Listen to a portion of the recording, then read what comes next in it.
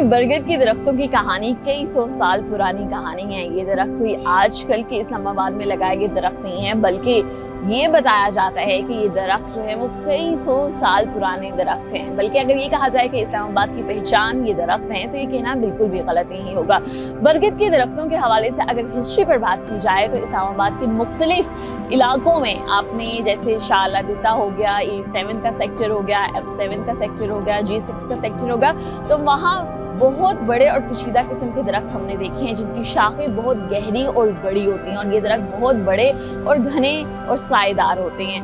इन दरख्तों को अगर कंपेयर किया जाए दूसरे दरख्तों से तो इनकी शनाख्त भी बिल्कुल मुख्तलिफ है, इनकी लुक्स भी बिल्कुल मुख्तलिफ है। और बिल्कुल मेरे अक्का पे भी आपकी दरख्त देख सकते हैं जिसकी टाइनियाँ, जिसकी शाखें बहुत गहरी और बहुत पुरानी, और ये कई सौ साल पुराने दरख्त होते हैं। अगर इनकी हिस्ट्री पर बात की जाए तो बताया ये जाता है कि इस्लामाबाद जब दारुल हुकूमत नहीं था तब से ये दरख्त इस्लामाबाद में ही पाए जा रहे थे।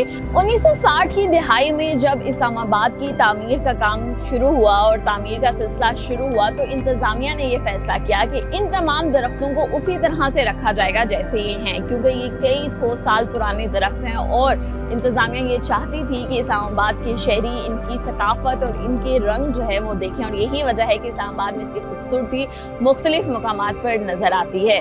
बरगद के दरख्त जहां इस्लामाबाद की तारीख और सकाफत के रंग दिखाते हैं, तो वहीं इस बात की भी यकीन दहानी और याद दिलाते रहते हैं कि इस्लामाबाद बनने से पहले भी यहाँ पर एक तारीख हुआ करती थी, एक सकाफत हुआ करती थी, और यही दरख्त उसका हिस्सा थे।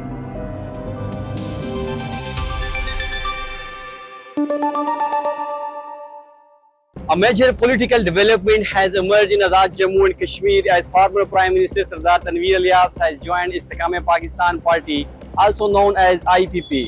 His joining is being seen as a significant boost for the party, especially in Azad Kashmir's political landscape. Sardar Tanveer Ilyas remains an influential political figure with strong public support and a notable presence in regional politics. Political observers believe his inclusion could strengthen IPP's position and expand its influence in the region. This move may also reshape political dynamics ahead of future elections as parties continue to build alliances and strengthen their leadership. As political momentum builds, one thing is clear: Azad Kashmir's politics may be heading towards a new chapter.